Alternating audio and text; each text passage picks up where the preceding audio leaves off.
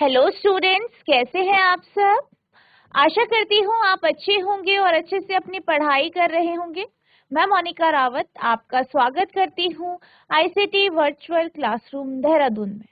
बच्चों, आज हम क्लास 12 का जो आपका सब्जेक्ट है फिजिक्स, उसका chapter electric charges and field को कंटिन्यू करेंगे।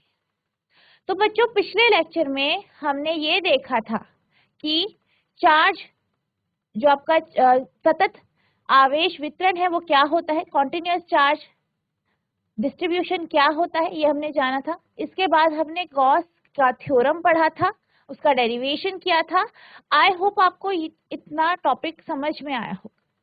आज हम इसके आगे का टॉपिक कंटिन्यू करेंगे, यानी एप्लीकेशन ऑफ गॉस थ्योरम। इसको हम देखेंगे जिसमें हम अलग अलग केसेस में गॉस के नियम के माध्यम से हम जो है इलेक्ट्रिक फील्ड की वैल्यू को निकालेंगे। तो बच्चों, अब हम चलते हैं अपने स्मार्ट बोर्ड की तरफ। तो बच्चों, आज का हमारा जो टॉपिक है वो है electric field due to infinite wire, यानी अनंत लंबाई वाले तार के कारण विद्युत क्षेत्र। तो बेसिकली हम क्या पढ़ने जा रहे हैं, हम गॉस थ्योरम का जो है एप्लीकेशन देख रहे हैं, उसका उपयोग कहाँ कहाँ है, किस तरीके से आप गॉस थ्योरम का उपयोग करके अलग अलग तरीके के जो आपके आवेशित वस्तुएं हैं उनमें आप इलेक्ट्रिक फील्ड किस तरीके से निकालें।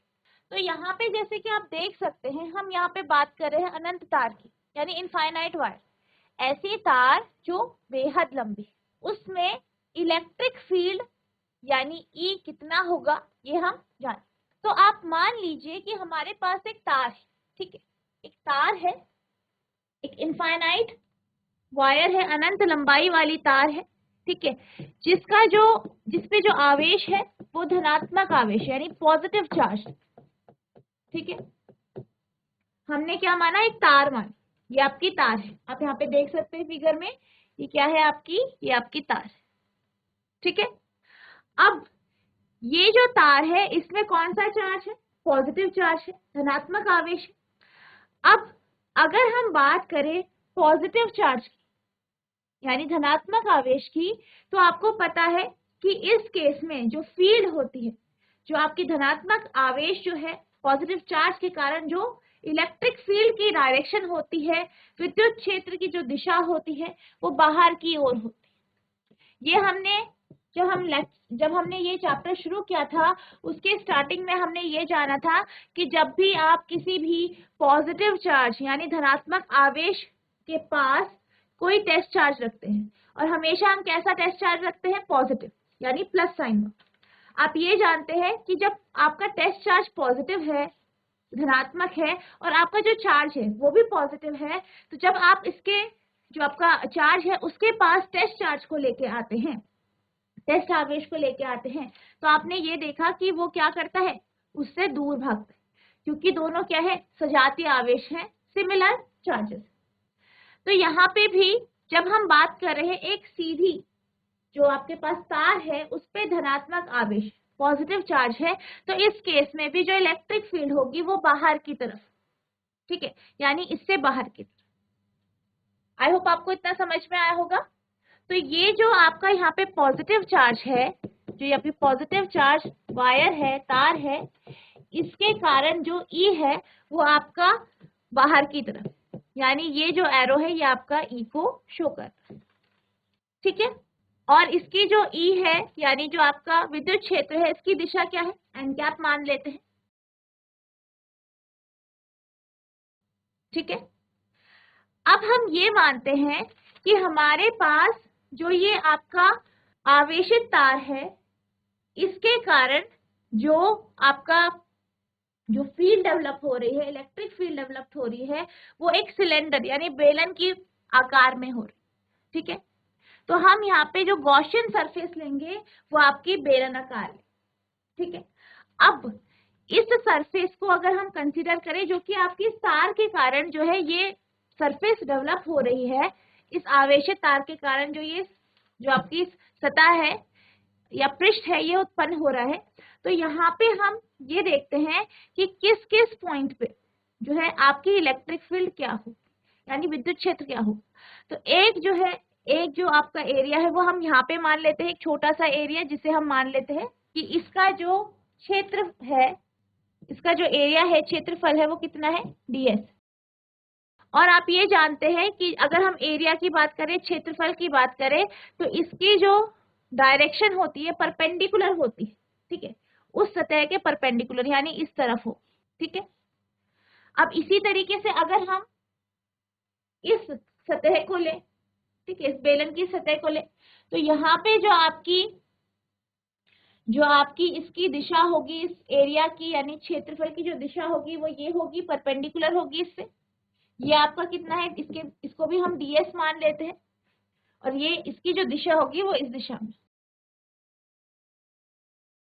अब इलेक्ट्रिक फील्ड तो आपका यहाँ ऊपर और नीचे की तरफ लग, ठीक है। अब हम एक और एरिया मान लेते हैं, एक और जो है छोटा सा एरिया, क्षेत्र मान लेते हैं, ये जिसका एरिया क्या है, ds, स्मॉल एरिया है ds। तो हमारे पास 3 रीजन बन गए, इसे हम रीजन 1 दे देते हैं नाम, ये आपका रीजन 1 हो गया, ठीक है।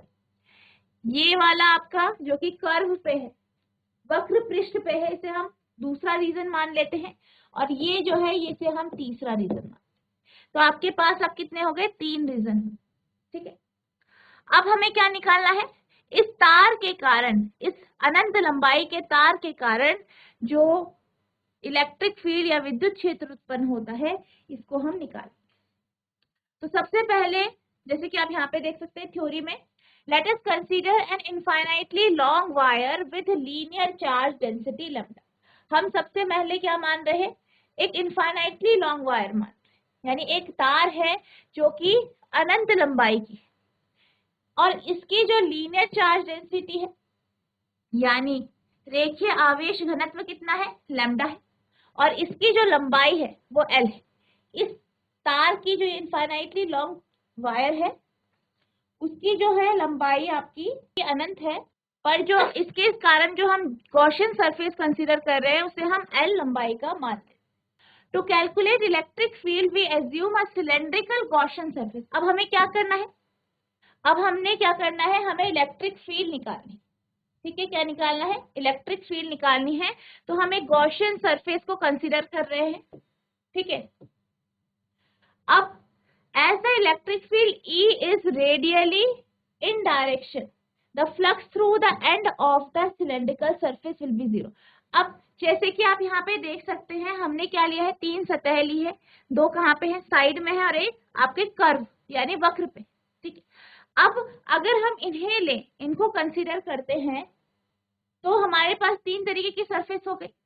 पहली सतह जो है, फर्स्ट सरफेस जो है, आप देख सकते हैं जो एरिया वेक्टर है, ठीक है, एरिया की जो वेक्टर है, एरिया यानी क्षेत्रफल की जो दिशा है वो आप देख सकते हैं n है, और इलेक्ट्रिक फील्ड की डायरेक्शन इसके लंबवत है या परपेंडिकुलर है।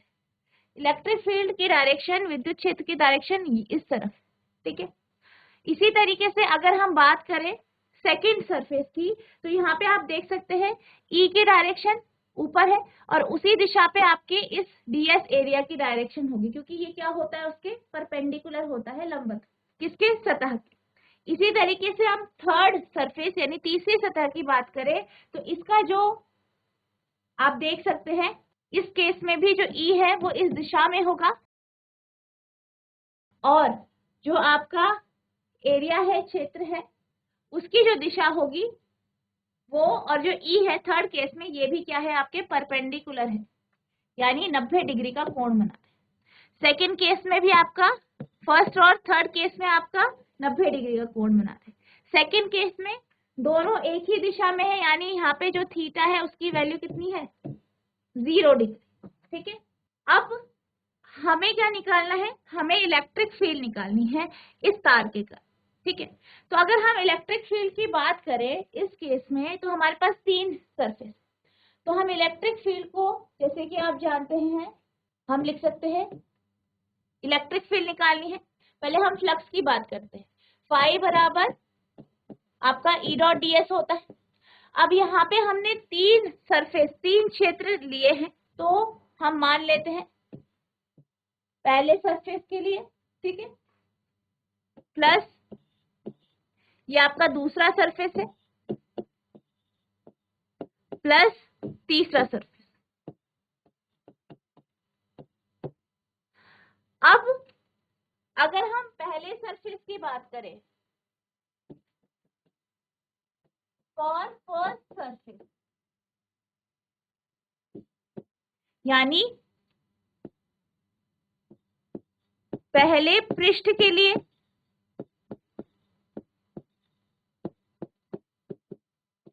अगर हम पहले पृष्ठ की बात करें, पहले सरफेस की बात करें, तो यहाँ पे हम देख सकते हैं कि E और DS के बीच में 90 डिग्री का कोण है। और आप ये जानते हैं कि पहले केस के लिए अगर हम φ1 लेते हैं, ठीक है, φ1 क्या है, पहले वाले की जो है हम जो है आपका इलेक्ट्रिक फ्लक्स ले लेते हैं, विद्युत फ्लक्स ले लेते हैं, तो ये बराबर हो जाता है आपका close integral S E dot ds। अब आप ये जानते हैं कि E डॉट ds होता है आपका E ds cos theta degree. अब यहाँ पे जब हम थीटा डिग्री की बात करते हैं तो थीटा का अर्थ क्या है, थीटा किसके बीच का एंगल है, E और ds, यानी जो आपका विद्युत क्षेत्र है और जो आपका क्षेत्रफल एरिया है, इनके बीच का एंगल। तो आप देख सकते हैं कि फर्स्ट केस में हमारा जो एंगल है वो 90 डिग्री का है, 90 डिग्री का कोण बना रहा है, यानी close integral S E ds cos 90 degree हो जाए। अब कोई बच्चा ये बता सकता है कि cos 90 की वैल्यू क्या होगी, कोई बच्चा ये बता सकता है कि cos 90 का मान कितना है। तो बच्चों जैसे कि हम जानते हैं कि cos 90 जो होता है, cos 90 का मान आपका क्या होता है, 0 हो। तो ये आपका हो जाएगा close integral S E ds 0। अब आप ये जानते हैं 0 को आप किसी भी चीज से गुणा करें, मल्टीप्लाई करें तो वो 0 हो जाता है, यानी φ1 की वैल्यू आपकी 0 हो। ठीक है, अब हम चलते हैं अगले पृष्ठ की तरफ, यानी दूसरे पृष्ठ की तरफ, फॉर सेकेंड सरफेस।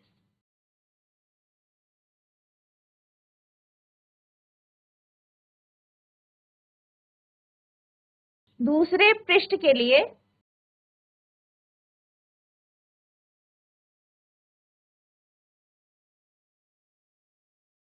अगर हम दूसरे पृष्ठ की बात करें तो सेकेंड केस में जो आपका φ2 है ये बराबर है close integral E dot ds।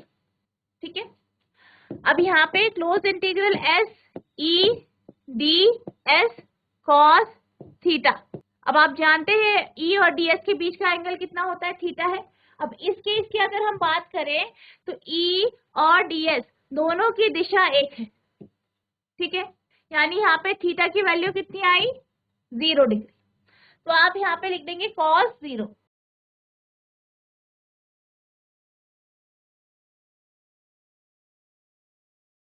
तो बच्चों जैसे कि आप जानते हैं कि cos 0 का मान जो होता है वो 1 होता है, तो ये आपके पास आ जाएगा close integral S E ds, क्योंकि क्या है आपका cos 0 1 है, तो ये आपका इस तरीके से।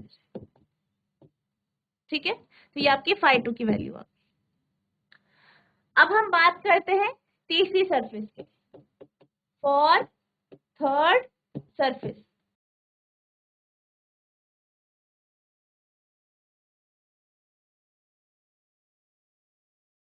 तीसरे पृष्ठ के लिए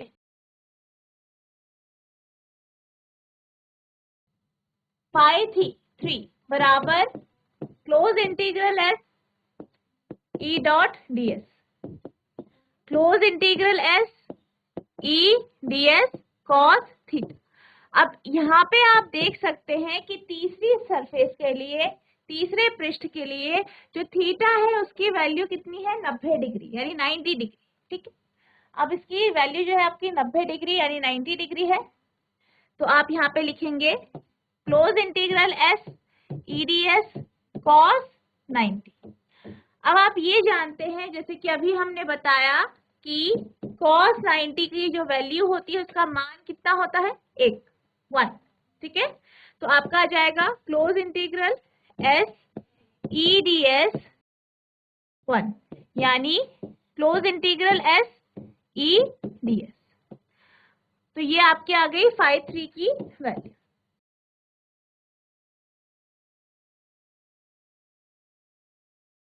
ये आपकी इक्वेशन हो गई। अब हम जो है हमारी जो phi की वैल्यू है इसे हम फर्स्ट इक्वेशन मान लेते हैं, जो कि आपका है phi 1 plus phi 2 plus phi 3। इसमें हम phi 1 phi 2 phi 3 का जो मान है वो रखेंगे। तो यानी phi बराबर phi 1 plus phi 2 plus phi 3 की आप वैल्यू रखेंगे। यहाँ पे आपका जो cos 90 है वो क्या है, 0 है, तो आपका जो phi 3 है वो आपका यहाँ पे 0 होगा। ठीक है, तो ये आपका 0 आया है। तो अब हम इसमें जो है phi 1 phi 2 phi 3 की क्या करेंगे, वैल्यू रखेंगे। तो phi बराबर phi 1 जो है आपका वो 0 आया है। ठीक है, ये phi 1 आपका क्या आया है, 0 आया है। phi 2 आपका क्या आया है, close integral S E D S, और phi 3 भी आपका 0 आया है। तो आप इस वैल्यू को रख देंगे 0 plus close integral S E D S plus 0, यानी phi बराबर आपका आ गया है close integral S E D S. अब अगर हम विद्युत क्षेत्र की बात करें, ई की बात करें, तो ये कांस्टेंट है, इसे हम बाहर ले लेते हैं। Close integral S E D S आपके पास बचा। अब यहाँ पे हम एरिया की बात करें, पृष्ठ के जो है क्षेत्रफल की बात कर रहे हैं, तो जैसे कि आप जानते हैं कि जो आपकी गॉसियन सरफेस है वो कैसी है, सिलेंड्रिकल है, यानी बेलनाकार है। तो यहाँ पे हम जब पूरे सरफेस की वैल्यू लेंगे ds की, तो वो क्या होगा आपका, वो आपकी वक्र पृष्ठीय क्षेत्रफल होगा। ठीक है, वक्र पृष्ठ क्षेत्रफल होगा, यानी आपका कर्व सरफेस एरिया होगा। और हम ये जानते हैं कि जो CSA होता है, कर्व सरफेस एरिया होता है। तो बच्चों जैसे कि हम जानते हैं कि phi की जो वैल्यू आई है आपकी वो E क्लोज इंटीग्रल ds आई। अब जो हमारी गॉसियन सरफेस है उसका आकार कैसा है, बेलनाकार है। ठीक है, तो इसका जो कर्व सरफेस एरिया होगा यानी वक्र पृष्ठ क्षेत्रफल जो होगा वो आपका कितना होगा, आप जानते हैं कितना होता है, 2 पाई r। ठीक है, 2 पाई r। r क्या है, इसका रेडियस है यानी त्रिज्या है, क्योंकि जो हमने ये जो सरफेस लिया है वो r दूरी पे लिया है तार के, तो इसलिए जो आपका यहाँ पे हम फॉर्मूला लेंगे वो 2 पाई आर एल लेंगे। तो यानी जो आपके पास phi की वैल्यू आ जाएगी वो आएगी E 2 पाई आर एल। अब जैसे कि आप जानते हैं कि यहाँ पे हम बात कर रहे हैं एक तार की, यानी हम एक रेखीय आवेश की बात करें, तो हमने पढ़ा है कि जो रेखीय आवेश का वितरण या रेखीय आवेश का जो घनत्व होता है वो आपका होता है लैम्डा। ठीक है, और जो लैम्डा होता है, लैम्डा जो होता है वो आपका बराबर होता है आपके L अपॉन Q के, या हम कह सकते हैं कि Q बराबर आपका L अपॉन लैम्डा होता है। ठीक है, अब अगर हम बात करें गॉस थ्योरम से, तो गॉस थ्योरम के अकॉर्डिंग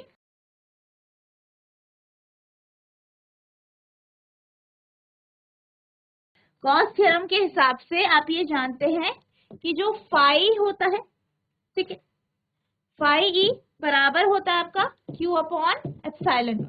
अब यहाँ पे जो है आपका जो phi है उसकी जो वैल्यू है उसे हम यहाँ पे रख देंगे और Q की वैल्यू रखेंगे। तो हमारे पास phi आया E 2 पाई बराबर आपका आएगा Q upon epsilon not. Q की वैल्यू जैसे कि आप जानते हैं कितनी है, L अपॉन लैम्डा।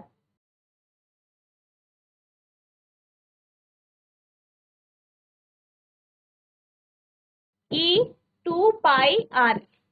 अब E आप यहाँ पे रख देंगे, L इधर, 2 पाई RL आपका इधर चला गया, लैम्डा एप्सिलॉन नॉट, L से L कैंसिल हो गया। ठीक है, GGIC सुल्तानपुर, कोई क्वेरी है? Good afternoon ma'am. Good afternoon बेटा। Ma'am all doubt is clear ma'am, सारे डाउट क्लियर हैं। अच्छा ठीक है बेटा, बैठ जाइए। जो आपकी Q है, Q की वैल्यू जो होती है आपकी वो लैम्डा एल होती है, ठीक है।